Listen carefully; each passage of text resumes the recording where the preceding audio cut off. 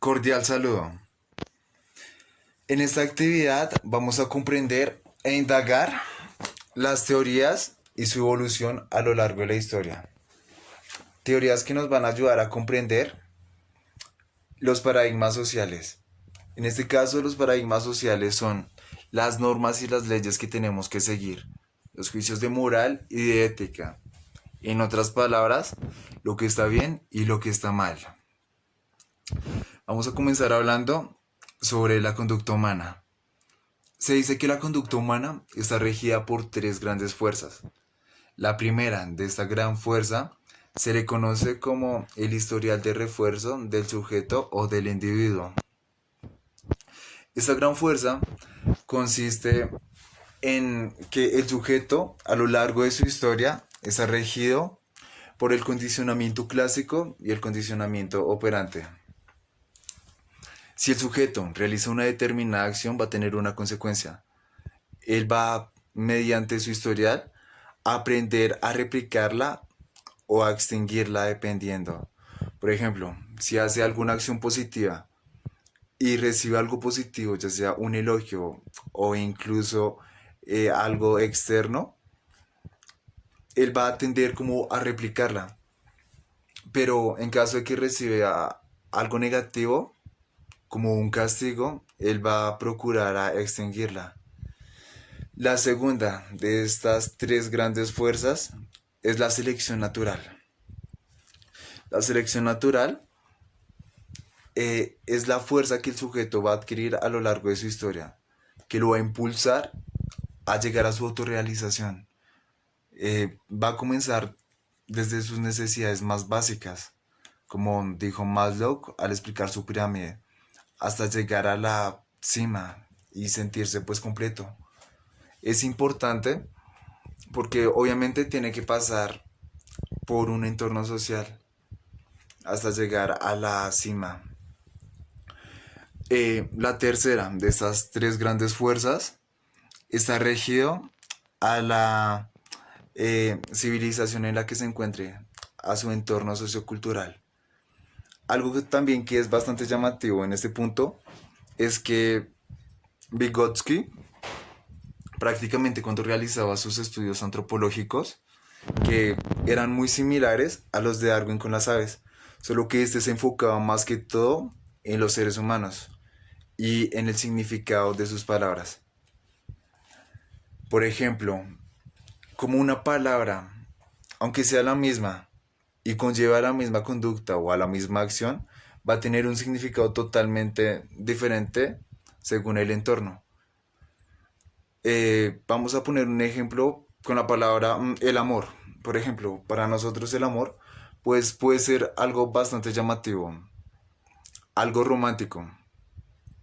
Pero si nos vamos para otro entorno, por ejemplo Asia y a China, allá se relaciona el amor triste, puesto que las personas al contraer matrimonio por lo general son obligadas eh, a dejar atrás su historia y por ende a su familia.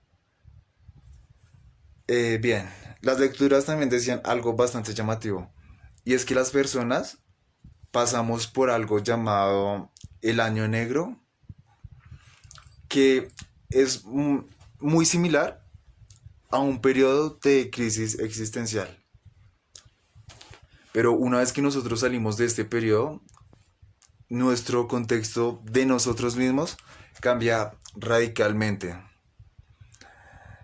Cuando salimos también de este contexto, aprendemos a crecer o crecemos prácticamente. Por ejemplo, citaba a Freud. Se decía que él originalmente quería aportar a la civilización humana por medio de la literatura, pero pues por más que se esforzó no lo logró como tal, y bueno, lo logró mediante el psicoanálisis. Otra persona que también pasó por esos periodos fue Skinner, y bueno, fue un periodo bastante fuerte para él. Una vez que salió, bueno, ya sabemos las grandes cosas que él hizo respecto a la psicología. Algo que también es bastante llamativo respecto a estos paradigmas es la época. Por ejemplo, en sobre la ilustración, Foucault dice que el ser humano es relativo a la época, lo que es bueno y lo que es malo. Incluso la enfermedad mental depende de la época. Y esto es así, por ejemplo, si miramos la historia hace unos 300 o 500 siglos, cuando la Iglesia Católica estaba en la cima del poder y reinaba la Inquisición, un acto de amor para Dios era quemar a una mujer por vestirse posiblemente diferente, ya que, bueno, se estaba erradicando, exterminando a lo hereje. Obviamente hoy día eso es algo considerado enfermo. También podemos incluso ir a milenios atrás. A Roma, por ejemplo, el Senado mantenía al pueblo entretenido, incluso el pueblo olvidaba sus necesidades básicas por medio del entretenimiento, que en este caso eran las luchas, los gladiadores, como un hombre mataba a otro hombre o un hombre mataba a una bestia, a un animal, algo así de primitivo. Algo que también es bastante llamativo y que me llamó la atención es una frase de Burgess que escribió en su novela de ciencia ficción, bueno, que es bastante conocida, titulada La Naranja Mecánica. Y la frase dice lo siguiente. Bien, ya para terminar, vamos a hablar sobre algo bastante importante que también marcó los paradigmas sociales por medio de la evolución. Y es que se dice que hace aproximadamente 10.000 años, en un entorno salvaje, el ser humano pues no tenía grandes colmillos, tampoco grandes garras para sobrevivir. Lo que tenía era su inteligencia. Esto lo impulsaba a pensar y a pensar cada vez más, lo que causó un gran desarrollo evolutivo en su cerebro. Lo causó tan drásticamente que las crías humanas nacían con una gran cabeza, así que los cuerpos de las mujeres pues no podían soportar estas cabezas, era bastante fuerte para el cuerpo de ellas. Así que como medida eh, daban a luz a las crías muchísimo tiempo antes. De ese modo las crías pues no podían sobrevivir. Por ejemplo, una familia de monos. La cría del mono nace, pero esta por lo menos es capaz de adherirse al pelo o a la espalda de su madre. La raza humana o la cría humana no lo podía hacer, era muy inofensiva. Y era muy complicado en un entorno tan salvaje que una mujer pudiera cuidar de sí misma y de una cría que no podía ni siquiera colgarse de ella. Entonces surge la ovulación silenciosa o la ovulación silenciosa, la cual consistía en que la mujer pues como tal ya no tenía un periodo de apareamiento. Los hombres pues quedaron perdidos, ya no podían sentir las hormonas o las feromonas que les decían que era una señal para aparearse. Eso quiere decir que el ser humano, los hombres, de ser polígamos, pasan a la monogamia. Eso quiere decir que el hombre, por lo general, solo iba a tener una pareja, al igual que los pingüinos o los cuervos. Y pues es ahí cuando las relaciones sociales se iban formando. Y pues de una u otra forma iba surgiendo una especie de sentimentalismo. Y por ende, una especie de paradigma social en el que si el hombre se iba a parear con una mujer, era porque éste tenía que estar con ella, criando y protegiendo a una cría. Y obviamente de este modo manteniendo su linaje. Y bien, eso es todo. Eh, Voy a dejar como la bibliografía del video en la descripción. Muchas gracias. Los paradigmas sociales, en otras palabras, van de la mano con la selección natural. La selección natural es aquello que nos impulsa no solamente a sobrevivir, sino algo más que eso. Por ejemplo, una araña hembra, al dar a luz, se deja devorar por sus crías recién nacidas. Se dice que lo hace porque de este modo las crías van a conseguir las proteínas que necesitan para sobrevivir, además de ir desarrollando su instinto asesino y poderse adaptar mejor a su entorno. Lo hace porque de ese modo la araña hembra va a mantener su linaje, cosa que prácticamente es lo más importante para ella como lo es para cualquier especie, incluso los mamíferos. Es ahí cuando nos damos cuenta que un linaje no es otra cosa que información. Y decimos que los paradigmas sociales van de la mano también con la selección natural porque nos ayuda a mantener un orden, a mantener lineamientos que nos van a ayudar a crecer como sociedad.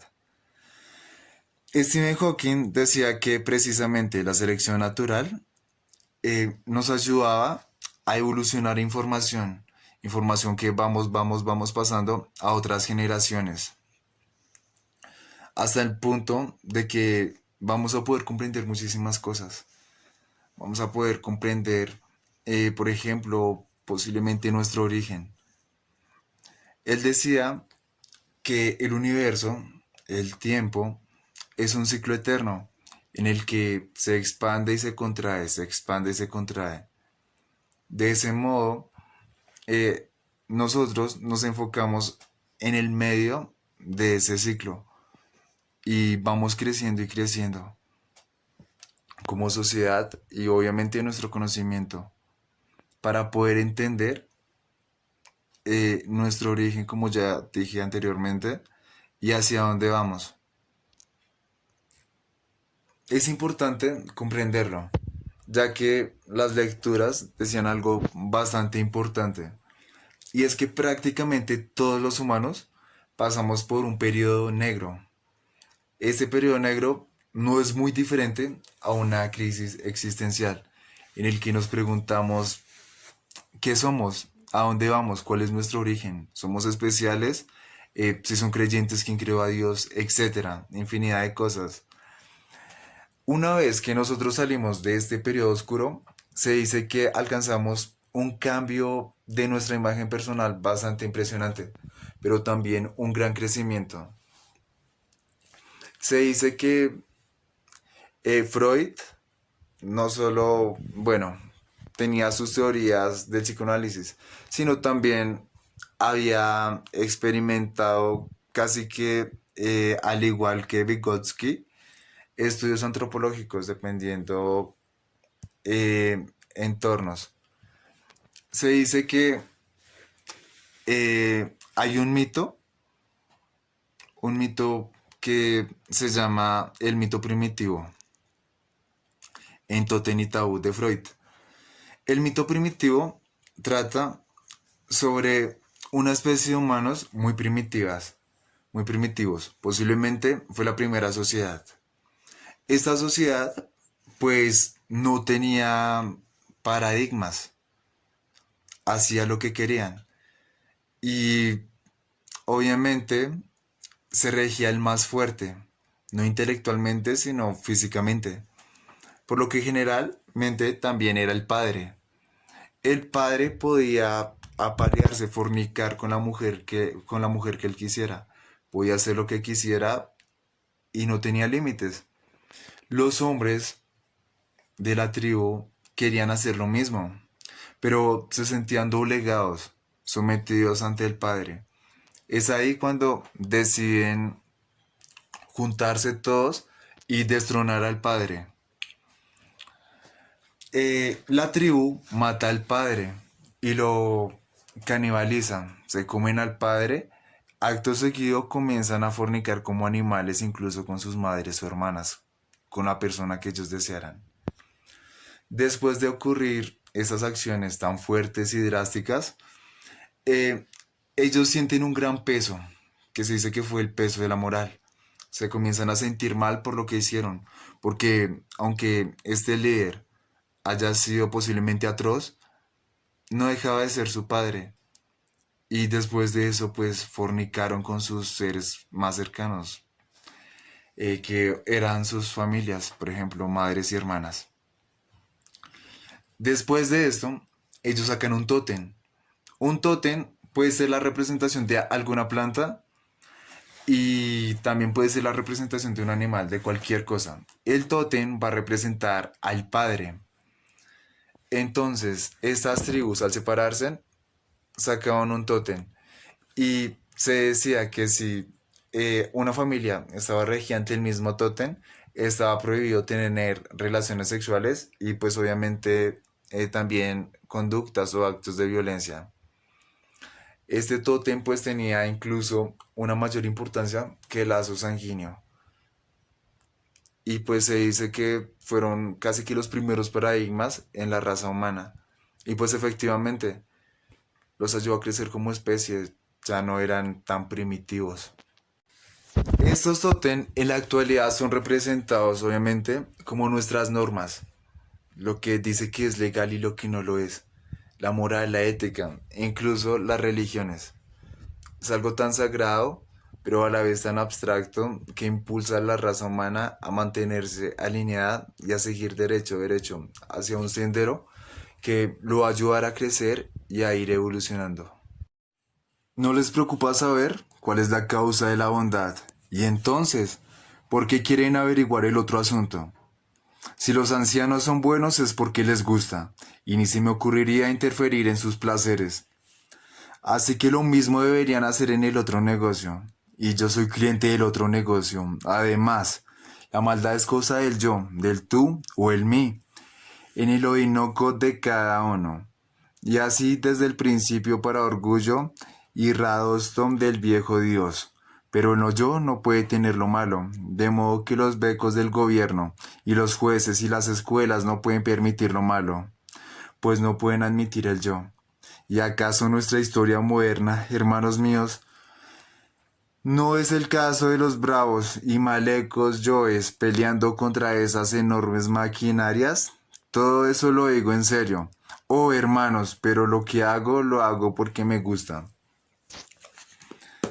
Esta frase la está diciendo un personaje que se llama Alex. Alex es el protagonista y se caracteriza por ser un sociópata.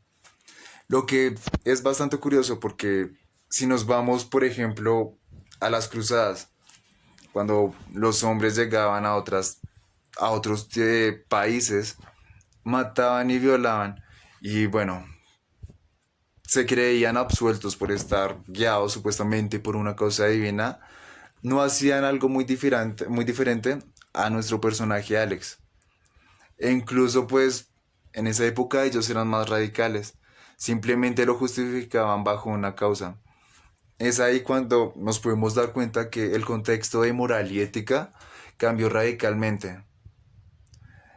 Algo que también es bastante curioso es que Yepes, en Fundamentos de Antropología, dice que el ser humano está netamente diseñado para evolucionar y evolucionar, lo que no es algo tan descontrolado, ya que, bueno, se dice también que el ser humano últimamente ya no necesita evolucionar tanto físicamente, sino lo hace más que todo por medio de su conocimiento.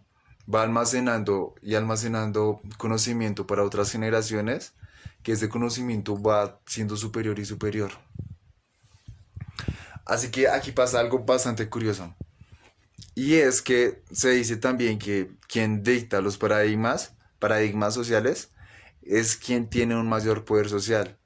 Y también lo hace obviamente con un beneficio. Y el beneficio pues es tener a todos los que están por debajo de él sometidos.